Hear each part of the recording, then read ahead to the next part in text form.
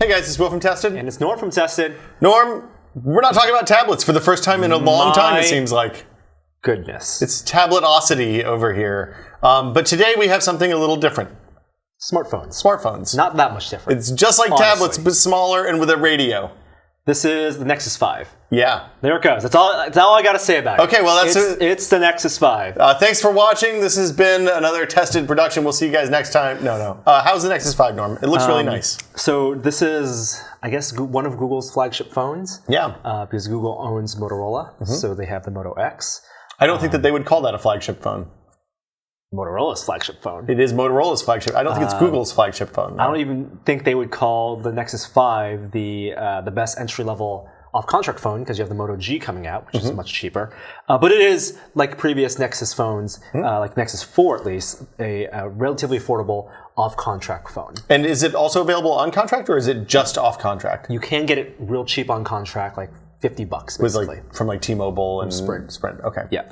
Okay, so Nexus 5, they just released this a couple weeks ago. They did the same thing that they always do and put it up on the Play Store.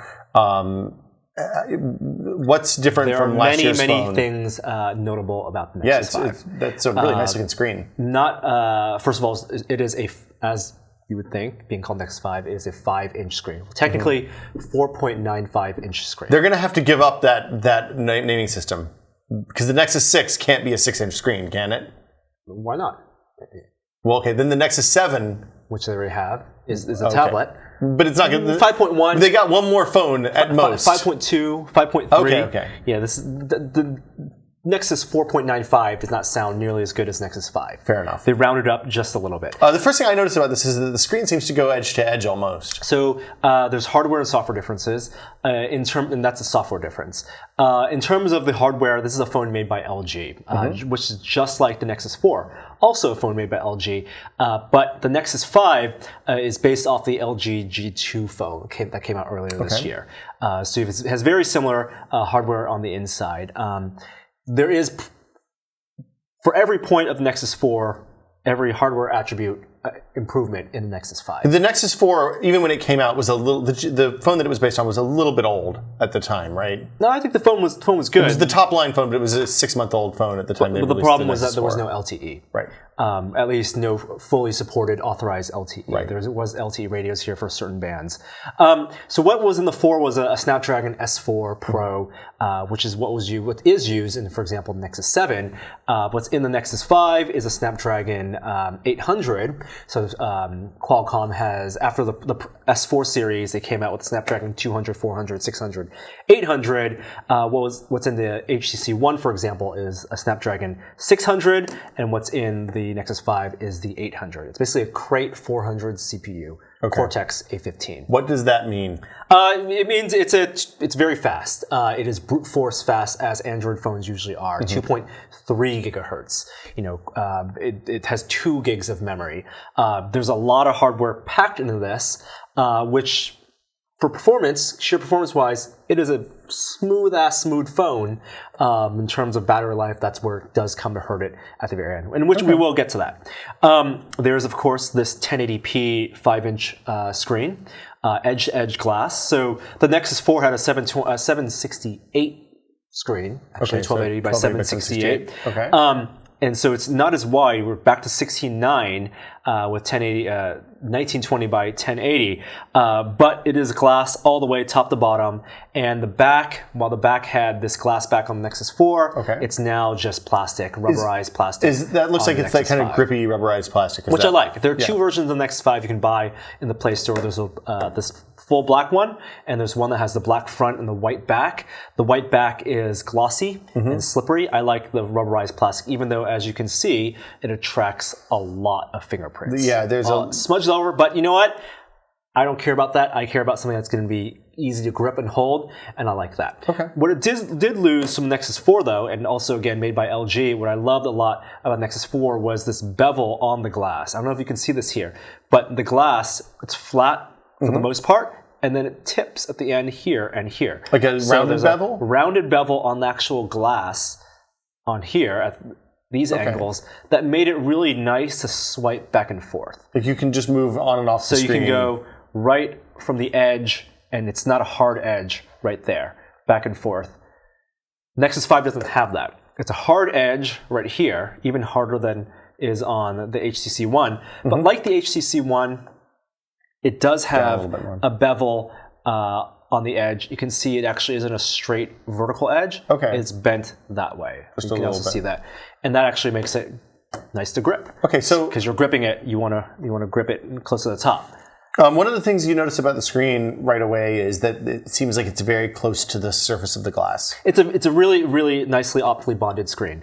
And part of that is the illusion not having the bevel around. For example, for the HTC One, you not only have the aluminum on the top and bottom, but you can see like the framing on the black around the edge is way more apparent than it is here. Here, it's just all frame around. And also part of that is because of Android 4.4 KitKat, which has the edge-to-edge. We'll talk about KitKat in just 1 second. It is less pixel dense than the HTC One screen, because these are both 1080p screens. But I actually prefer the HTC One screen over the Nexus 5. The Nexus 7 looks a little warmer. Is that just the Nexus 5? Nexus 5 rather. Sorry. Is indeed a little warmer, and you can see. I don't know if you can see this over here, but just scrutinizing high resolution photos. I'm gonna see if I can pull up 2 photos I've downloaded. Actually, not a great idea, since I have the same photos on each. Okay. But pulling up stuff on Flickr, for example, and just zooming all the way in and looking at stuff that I know is going to be color corrected that I've done on desktop, they look better on the HTC One than they did on the Nexus 5. So it's a very, very subtle difference. In terms of brightness, this gets bright enough. It is, the color range is great. Not a bad screen by any means. It is a great screen. Off-axis, good. Great. Off-axis, excellent. The edge stuff leads me to talk about Android KitKat. So again, like 2 gigs of memory, we'll talk about camera in a second. But KitKat, and which will make its way down to the Nexus 4. This is Android 4.4. 4.4. Yeah. And will make its way to the HTC One Play Edition. Not yet. Allows me to show the differences between them right now. Okay. This comes with KitKat out of the box. The first big thing is, like you said, it is edge-to-edge wallpaper. There is no, there's no frame. Jelly Bean, the notification bar is black on the top, and also on the bottom we have this line, it kind of divvies it up, and this is hardware button, so you can't see. But here, on the Nexus 4 with the Jelly Bean, it's a black background, so the wallpaper doesn't go behind here. So you can't tell if that's hardware buttons or software buttons until you start pressing them. Sure. Here it's very clear that it's software buttons, and you can see that the wallpaper, there's a slight gradient, but it does go translucent behind the buttons and on the top. This feels like a natural evolution of Android. I think it looks really nice. It does look really nice. They made everything white at the top here on notifications as opposed to blue.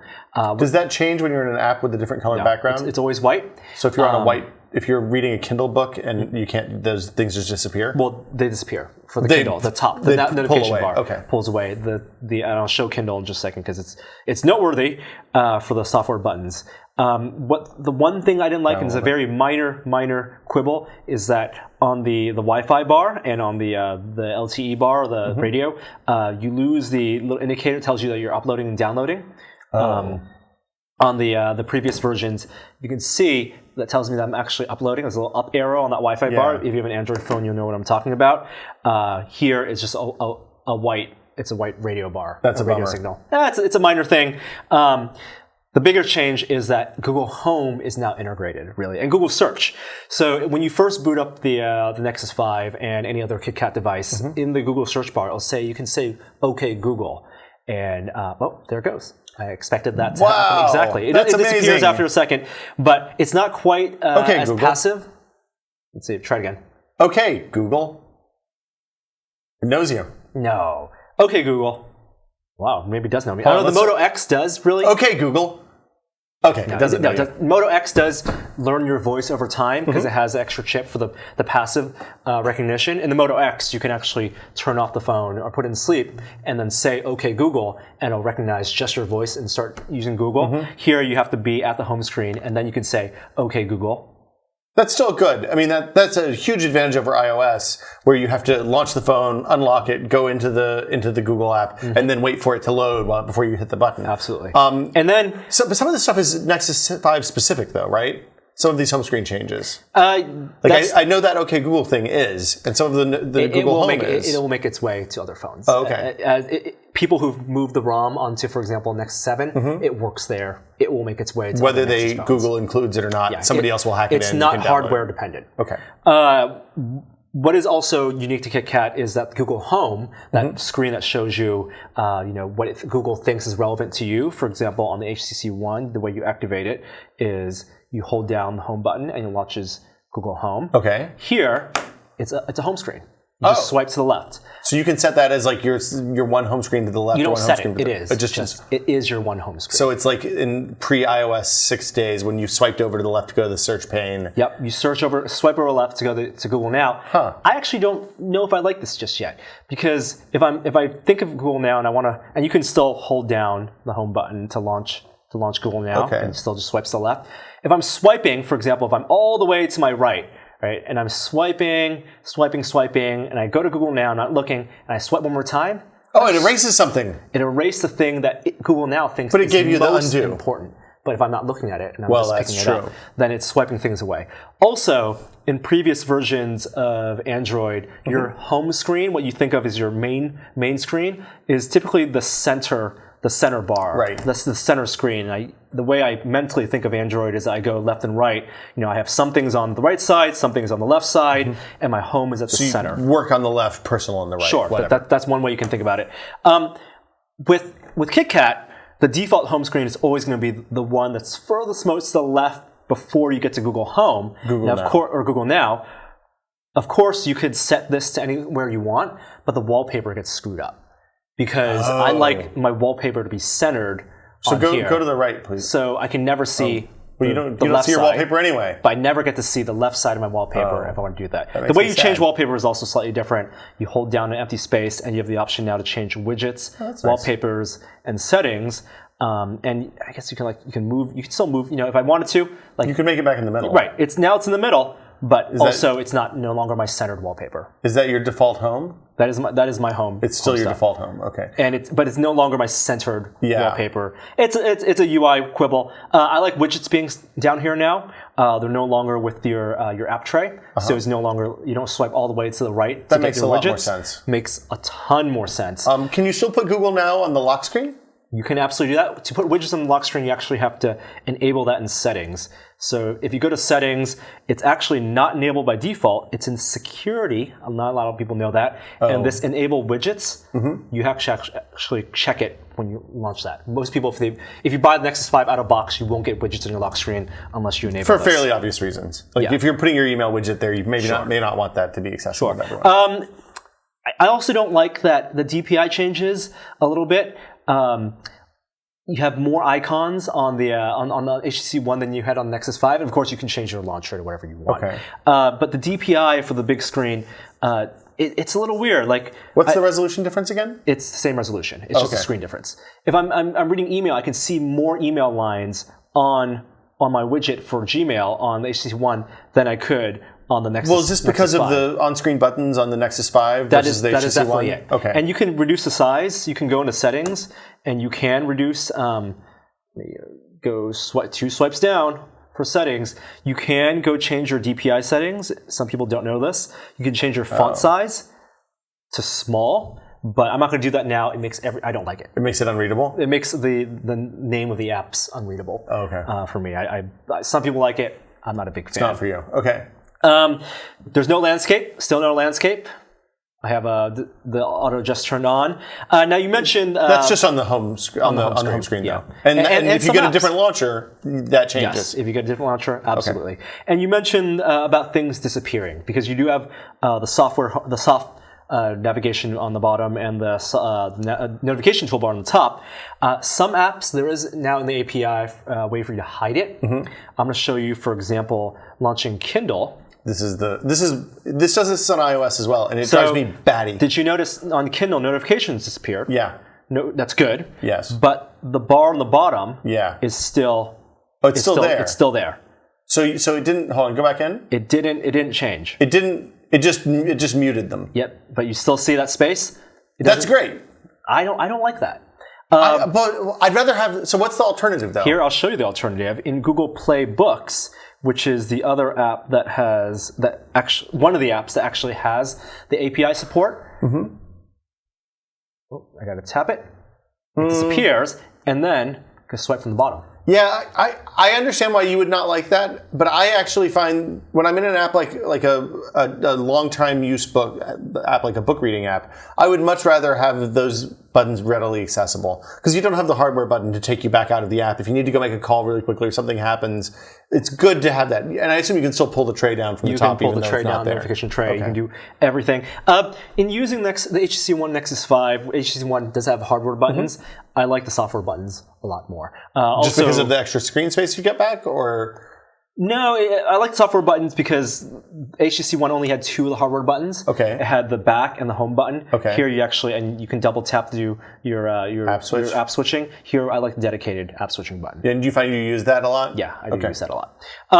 There's a notification light in HTC One. It was a green LED hidden by here, which I thought was really bright and really lovely. Here, like in the Nexus 7, it's a glowing LED down here. Like where the home button would be. It's a white LED and green like LED for important things. Okay. One thing I really do not like about KitKat is that they got rid of SMS. Their SMS app as a dedicated app. Oh, so it's all part of Hangouts now? It is all part of Hangouts. If you notice, there was a messaging app in Jelly Bean. Here it's just part of Hangouts, which means, and I don't use Hangouts that much. Yeah. I know that I use Hangouts for Gtalk now. You have to, but I know I want to send you, for example, a text message because I know you're not in front of a computer and you're on an iPhone. iPhone, yeah. Exactly. If I go to Hangouts, like I hit plus. It's the way to send it, and I would type in your name. Yeah. It has.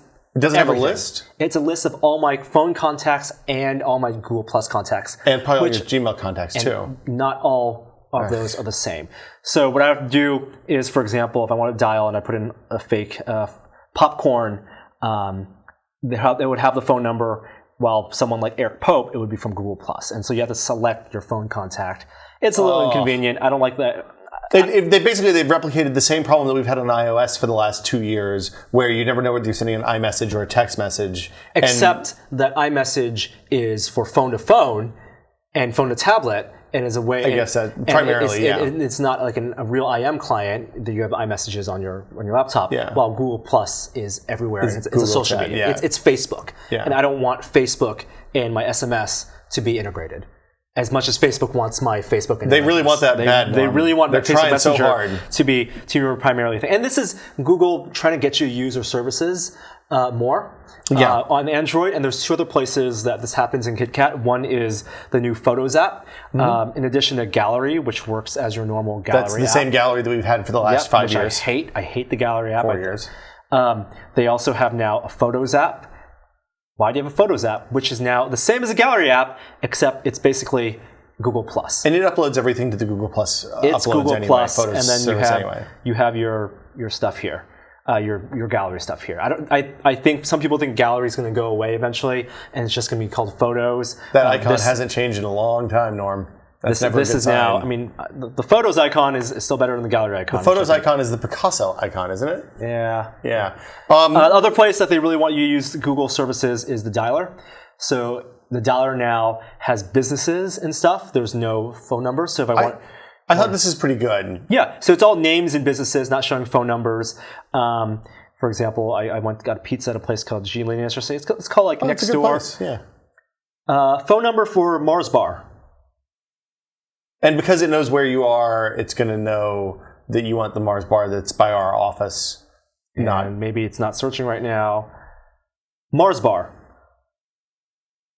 And there it goes, Mars Bar. And it's not, and then you have the phone number here, you can just dial it directly. So you want to tap in the Google, their yellow pages, basically. And the same thing happens when somebody calls you, right? So if you get a number from somebody that's a call from somebody that's not in your address book, then it's somewhere searchable on the internet as part of their knowledge graph, it will say, hey, this is AT&T calling you, or this is Bob Jones's auto repair calling, which I think is really good. And then also that makes it easy to add to your contacts at that point. There are a ton of other minor differences in KitKat, changes in the clock, little UI changes. Clock widgets or clock? The clock. Okay.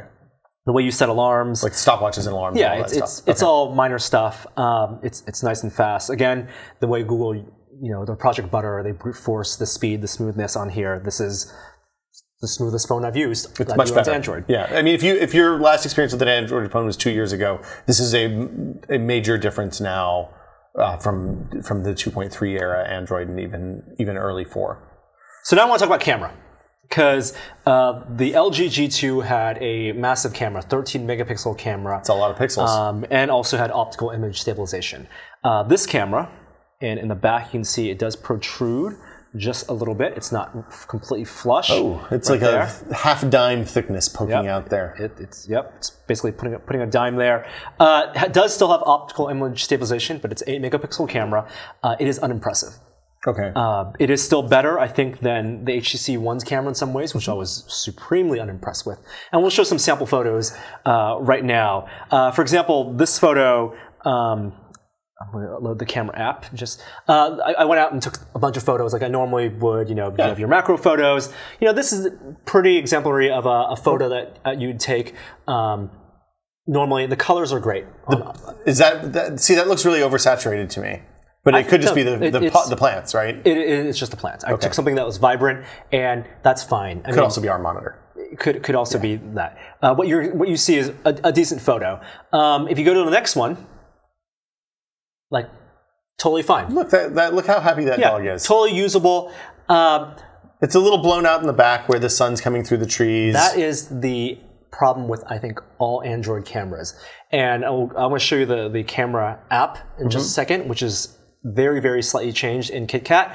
But here are some comparisons between the HTC One and the Nexus 5. So if we go on to the next picture, we'll get an example of, I think, this is a panorama, which I don't like at all. The panorama. This is from the top of the De Young in San Francisco. This is the panorama. This is not the full width that you can get with the panorama, but if you zoom in, you have to trust me. It's blurry all the way. It looks like the highlights are really overblown and the shadows are too dark. The details are terrible.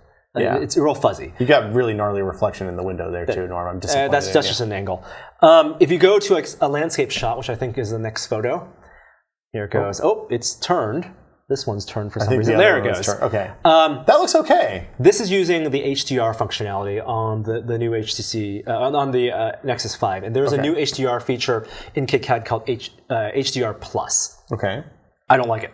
Is this like the HDR in the iPhone 5S where it adjusts as it goes when you No, it just takes an extra layer of processing. I think it takes more samples to pull from. But when you have the HDR Plus turned on, you can't exposure adjust at all. You mean you can't tap on the picture?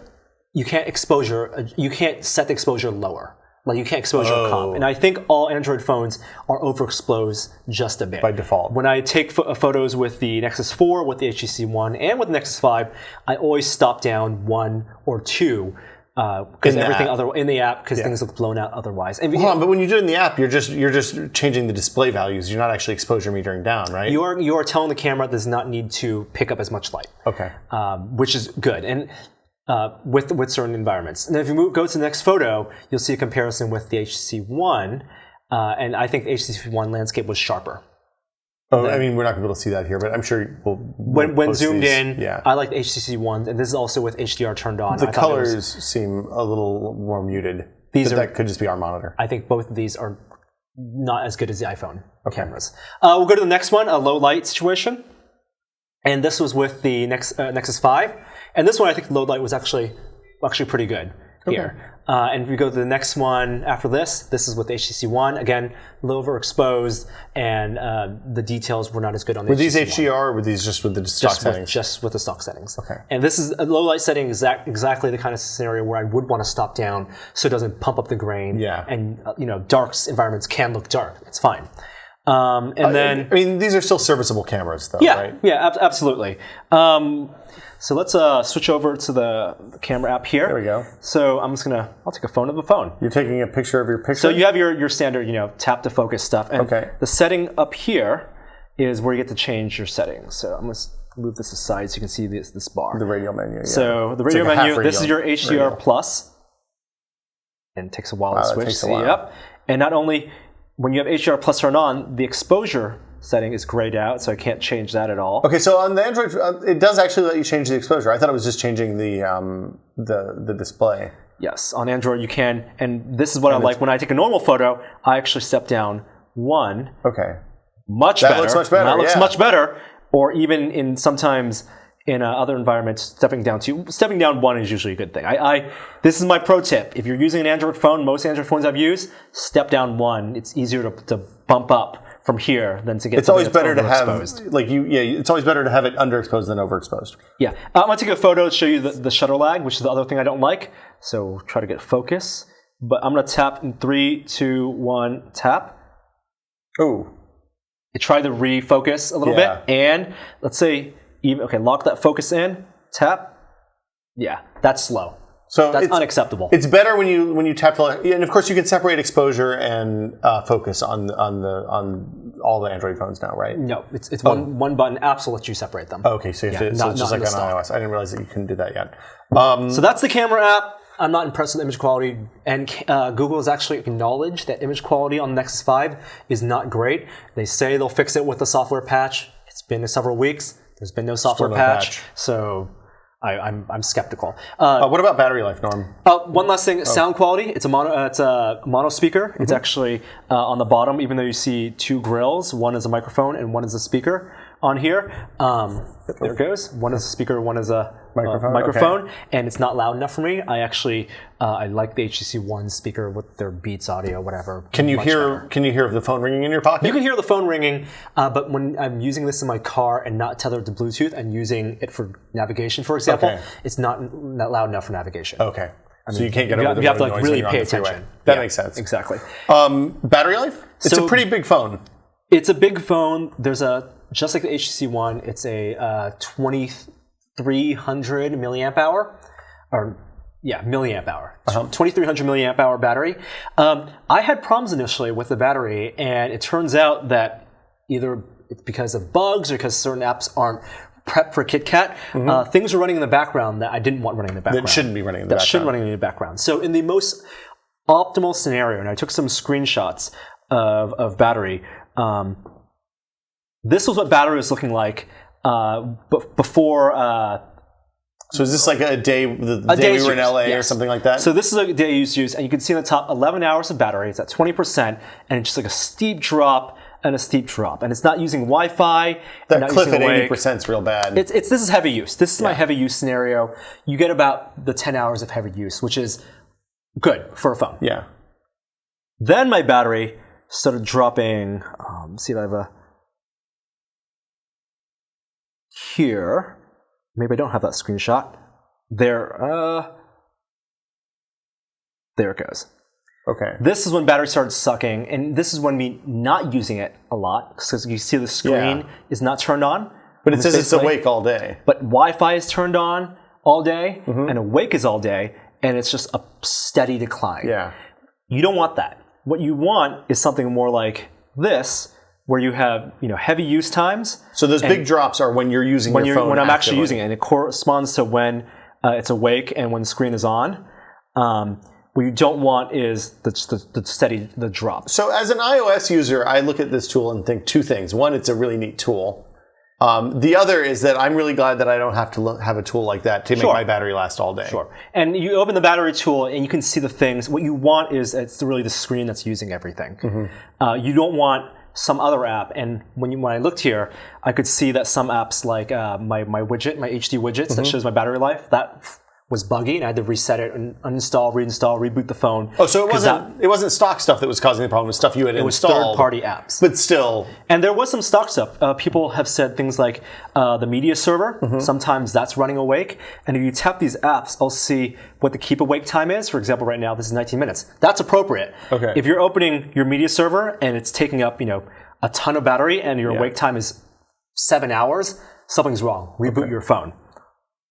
The other thing you should also notice for people who have Android phones and might be seeing that Wi-Fi on all the time is if you go to settings and you go to Wi-Fi, you should also in your advanced settings, which is the bottom corner here, go to advanced and turn off the scanning always available and use the keep Wi-Fi on during sleep only when plugged in.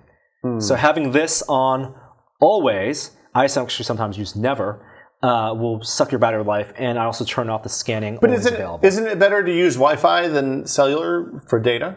I thought Wi-Fi is going to be a more efficient battery. If it's scanning all the time, then no. I guess probably not. Okay. Yeah. And also, I have unlimited data, so sucks to AT&T. Fair enough. Also, hotspot is then also built in because this is a stock phone. So on a bad day, like worst case scenario for this, you're traveling, you're not plugged in all day. What's your battery life like? 7 hours. Ooh, that's rough. That's a little rough. Yeah. But that's also using directions nonstop, using Bluetooth for the car, using tethering so you could use your laptop. Yep. So okay, so that is a really, really bad day. Normal use, just carry it in your pocket, use it like a normal phone. 16 hours. Oh, that's not bad. I wouldn't say that's 2 days. No, it's nowhere near 2 days. That's not 2 days of use because overnight time, right? Like unless you turn it off overnight, but it is a full day of normal Twitter and enough browsing, buffer that if you get stuck at the tire place and you have an extra 30 minutes to kill, you're not going to destroy your battery. Yes, absolutely. It's great. What's the charge time? Charge time, it's about 4 hours. Okay. Yeah, it's not that long. Normal. Yeah. Okay. And that's what the built-in one they included. Let's see. We talked about the HTC One a ton. We talked about the Nexus 4 a ton. I mean, I think the interesting... Those are the phones that are really relevant to the Nexus 5. Well, the Galaxy S4 is the other one. Sure. But, I mean, the HTC One is kind of like the fills that like, if you're looking for a stock Android experience, that's the one that we recommend. So, right? there are a lot of scenarios. You could be someone who bought the Nexus 4 last year. Yeah. $350.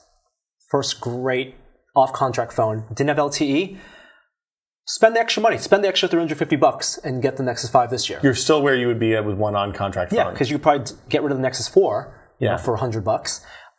And the Nexus 5 is an incredible upgrade. Full HD screen. It's hard for me to recommend upgrading every year. Also, you're going to have to change your data plan if you're going from not LTE to LTE, so there's an added expense there as well. Sure. I had LTE that I couldn't use on here. Right.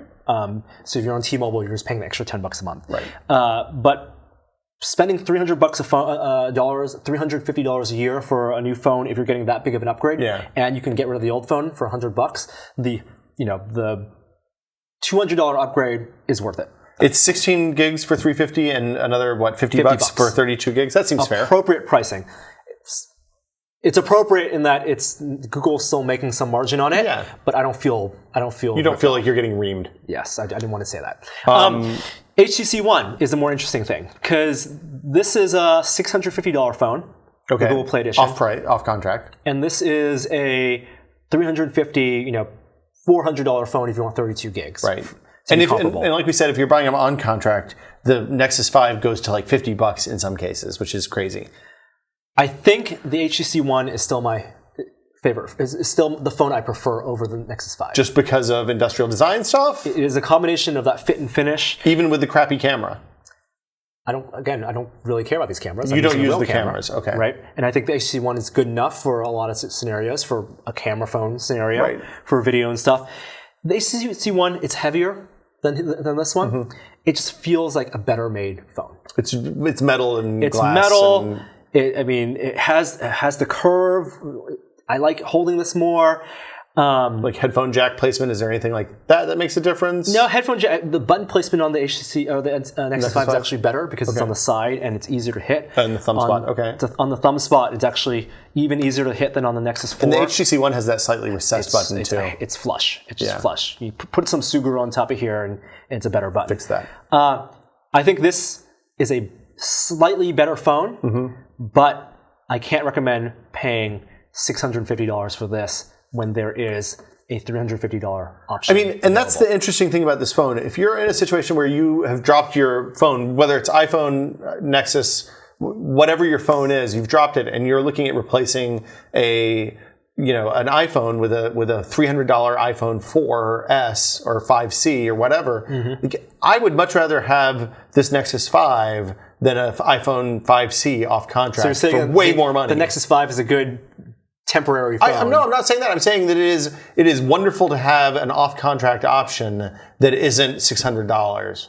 Whether you're talking about Android or iOS, I think it is amazing for that, and I think that's something that a lot of people don't think about because there are a lot of smash phones. The Moto G next year that will be under $200. This is a great premium off-contract option. I think it sets a trend for off-contract phones, and Google obviously doesn't need to make money off of this. They just want people using Android. And it is a showcase for Android KitKat, of which I have mixed feelings about. But this is a great phone. So there you go. That's the Nexus 5. It's on every carrier? Except Verizon. No Verizon yet. It has some Verizon bands. Okay. So if you want to really put a Verizon SIM in here, I don't think Verizon's going to even authorize it. I don't think you for put use SIMs. as bands. Yeah. They do have So the the SIMs. SIM will work? Okay. I thought SIMs and CDMA phones were only for when you hook into GSM as a world phone. You can plug it in. Sprint will have one. It has all the Sprint bands LTE. Okay. I think the rumor is that Google and Verizon had some falling out after the Galaxy Nexus. Right. And so Verizon's hard into Motorola too. yes. So for Verizon, Moto X is really your best option. And off contract Moto X is also $650. Yeah, that's unfortunate. So that's it. It's the Nexus 5. It seems like you like it quite a bit. I think I'm going to be switching back to the HTC One. Okay. I mean, I'm not paying an extra $300 at this point. I already have it. Yeah. But the fit and finish, Premium phone, and the screen, and the sound, for the things I use it for, I like the HTC One more. But if you don't already have an HTC One and you need a phone, a $350 Nexus 5, it's a pretty good deal. What if you're an on-contract kind of person?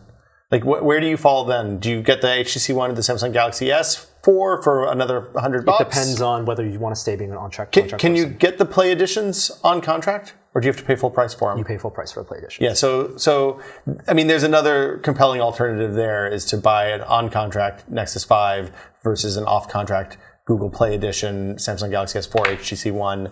I mean, that sounds like a great deal to me. It seems like a really nice Android phone. Yeah. Okay, so that's it for us. Nexus 5, Norm likes it. He doesn't like it as much as his HTC One. We'll be back with more real soon. Come check us out on tester.com. I'm Will. I'm Norm. See you guys later. Bye.